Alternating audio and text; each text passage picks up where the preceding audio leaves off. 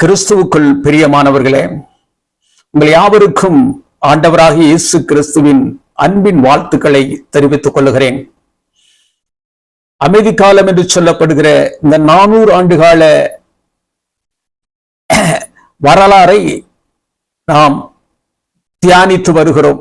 மல்கியாவுக்கும் புதிய ஏற்பாட்டுக்கும் இடையிலே உள்ள இந்த 400 ஆண்டுகளை பற்றி நாம் இப்பொழுது தியானித்துக் கொண்டு இருக்கிறோம். இந்த வரிசையிலே இந்த 4வது பாகத்தை நான் உங்களோடு கூட இந்த நாளிலே பகிர்ந்து கொள்ள ஆசைப்படுகிறேன். கர்த்தர்தாமே நம் ஒவ்வொருவருக்கும் இதை ஆசீர்வதித்து தருவாராக. தானியேலின் புஸ்தகத்திலே பெரும்பகுதி இந்த 8வது செலிசிட் மன்னரான 4ஆம் அன்டியோகஸை பற்றி பேசுகிறது. அவனுக்கு ஆட்சி செய்யும் உரிமை இல்லை, ஆனாலும் சூழ்ச்சியால் ஆட்சியை கைப்பற்றுகிறான். இந்த 4ஆம் அன்டியோகஸ் தியோஸ் என்ற பட்டத்தை தானாகவே தனக்கு சூட்டிக் கொண்டான். இது கடவுளை குறிக்கும் கிரேக்க சொல். தியோஸ் ஆன்டியோகஸ் தன்னை தியோஸ் எபிபனஸ் என்று சொல்லி நான் மாம்சத்தில் வந்த கடவுள் என்றான். அவனுக்கு பெருமை ஒரு பிரச்சனையாக இருந்ததா? அவனுக்கு சுயமரியாதை பிரச்சனைகள் எதுவும் இல்லை. அவன் யூதர்களை மிகவும் வெறுத்தான். உண்மையில் அவன் யூத மதத்தை அழிக்க முயன்றான்.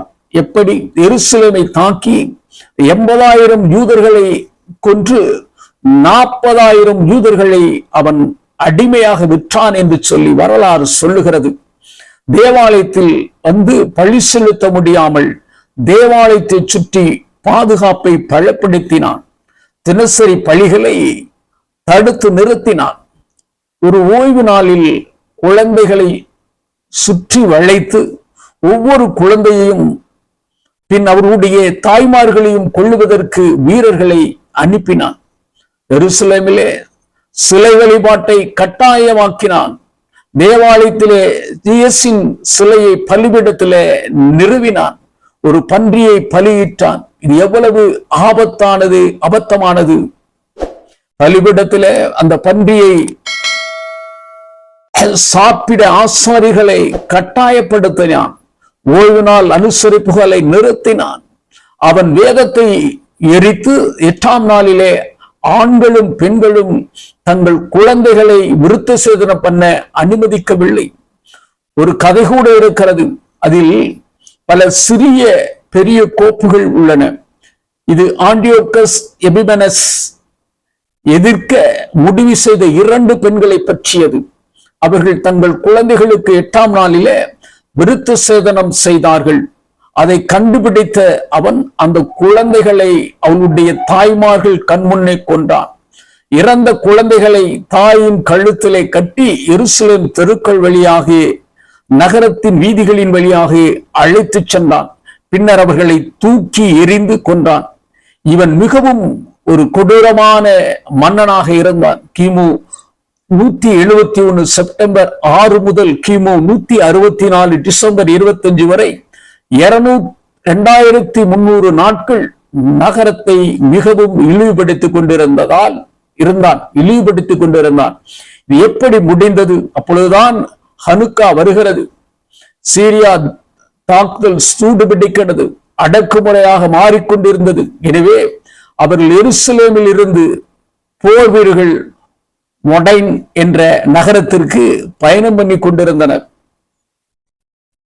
ஓடின் என்ற எருசலேமின் வடமேற்கில் 12 மைல் தொலைவில் உள்ளது. அதில் மத்தியாஸ் என்ற ஆசாரியன் இருந்தார். இன்றும் அந்த பகுதி இஸ்ரேலில் தான் இருக்கிறது. அங்கு சென்றால் அதை பார்க்கலாம்.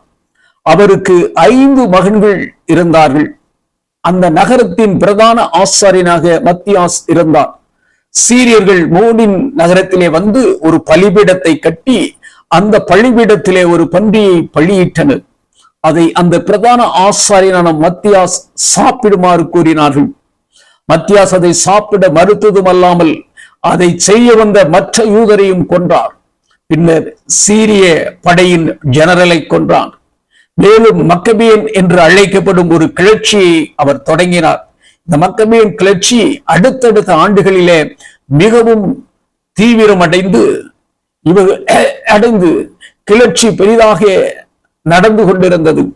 இவர்கள் எல்லாம் குகைகளிலும் மலைகளிலும் ஒரு கிளர்ச்சி குழுவாக இருந்து செயல்பட்டார்கள்.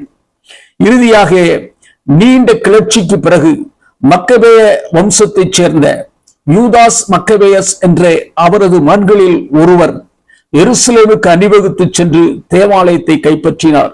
சீரியர் கையில் இருந்து யூதரின் கைக்கு திருப்பி கொண்டு வந்தனர்.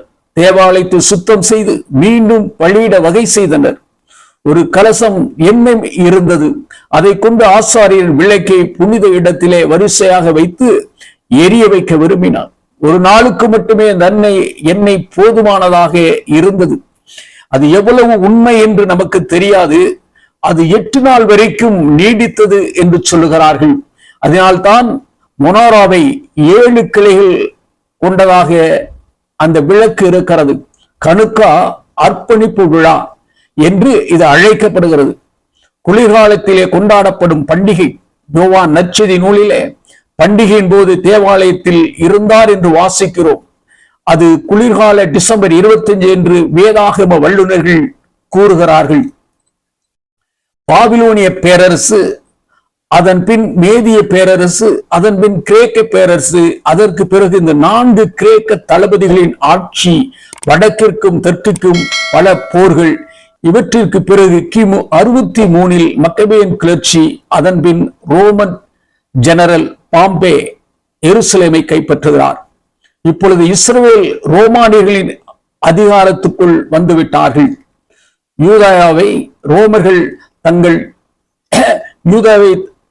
தங்கள் கட்டுப்பாட்டுக்குள் கொண்டு வந்த பின்னர் வடக்கு பகுதியான கலிலேயா பகுதியிலே அதிகாரத்தை சமநிலைப்படுத்த கலிலேயா கடலுக்கு தெற்கிலும் கிழக்கிலும் 10 நகர்களை கொண்ட ஒரு வளையத்தை உருவாக்குகிறார்கள். அதைத்தான் தெக்கபோலிஸ் என்று அழைக்கிறார்கள்.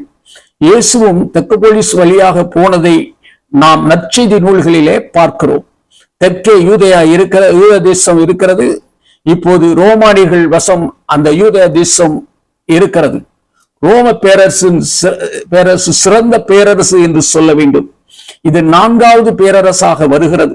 தானியேல் தனது தரிசனத்தில் கண்ட உலகை ஆளும் 4வது பேரரசு, 4வது மிருகம். அதற்கு பின்பு தரிசனங்களிலே 4ஆம் மிருகத்தை கண்டேன். அது கெடியும் பயங்கரமும் மகா பலத்துதுமாய் இருந்தது. அதற்கு பெரிய இரும்பு பற்கள் இருந்தது. அது நொறுக்கி பட்சித்தது. மீதியானதை தன் கால்களால் மிதித்து போட்டது. அது தனக்கு முன்னிருந்த எல்லா மிருகங்களை பார்க்கலும் வேற்றுருவமாய் இருந்தது. அதற்கு 10 கொம்புகள் இருந்தது என்று சொல்லி அங்கே தானியேலிலே வாசிக்கிறோம். ரோம ஆட்சியர்கள் உலகத்தில் அமைதியை கொண்டு வந்தார்கள். கட்டாயப்படுத்தப்பட்ட அமைதி, ஆனால் அது உலக அமைதி. முதலில் அவர்கள் உலகம் முழுவதும் சாலைகளை அமைத்தனர். 2,50,000 மைல்கள் கொண்ட சாலைகள் ரோமானியனாலே அமைக்கப்பட்டன என்று சொல்லி வரலாறு கூறுகிறது. அவற்றில் 50,000 மைல்கள் தார்ச்சாலைகளாக இருந்தன. இன்று வரை அதில் நாம் கடந்து செல்லலாம். அவைகள் பல இன்றும் உள்ளன. எனவே உலகத்தில் ஒருவருக்கொருவர் தொடர்பு கொள்ளும் கூடியதாக உலகம் மாறிவிட்டது. மக்கள் ஒரு இடத்திலிருந்து மற்றொரு இடத்திற்கு செல்ல முடிந்தது. அமைதியை நிலைநாட்ட வீரர்கள் எல்லா இடங்களிலும் இருந்ததினாலே மக்கள் ஒரு சுதந்திரமான பாதுகாப்பான பயணத்தை மேற்கொள்ள முடிந்தது. இதனால் தான் அப்போஸ்தலனாகிய பவுல் மற்றவர்களை சேர்த்து கொண்டு மிஸ்ரேல் பயணத்தை தொடங்குவதற்கு இந்த சாலைகள் ஏற்றதாய் இருந்தது. நீர்வழிகள், சாலை வழிகள் திறக்கப்பட்டிருந்தன. அப்போஸ்தலனாகிய பவுலுக்கு நற்செய்தி அறிவிக்க இது உறுதுணையாக இருந்தது. இப்போது உலகை ஆளும் 4வது பேரரசான ரோம பேரரசு தனது கட்டுப்பாட்டில் வைத்துள்ளது. ஆண்டிபேட்டர் என்ற ஒருவன் இருந்தான். இடுமேயா என்பது பெட்ராவின் பகுதி. அது இன்றைய ஜோர்டான் நாட்டில் உள்ளது.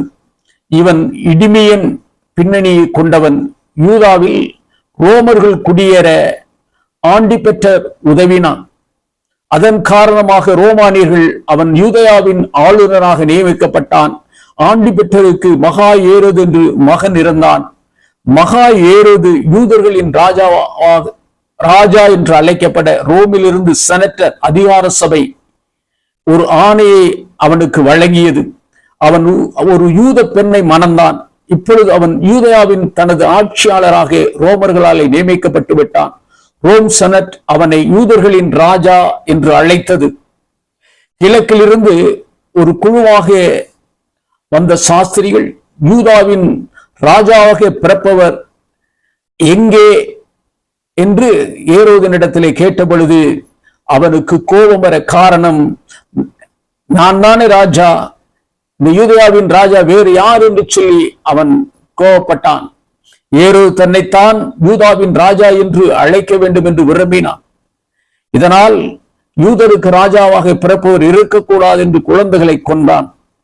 ரோம செனட்டர்களால் யூதர்களின் ராஜா என்று பட்டம் பெற்ற பட்டம் எனக்கு மட்டும்தான் கொடுக்கப்பட்டது, அது தனக்கே உரியது என்று எண்ணினான். நான் இந்த இடத்திலே இந்த காணொளி காட்சியை நிறைவு செய்கிறேன். அடுத்து 5வது காணொளி காட்சியாக இதை தொடர்ந்து இந்த அமைதி காலத்தை குறித்து பார்ப்போம். கர்த்தர் தாமே இதை நம் ஒவ்வொருவருக்கும் ஆசீர்வதித்துக் கொடுப்பாராக. ஆமென்.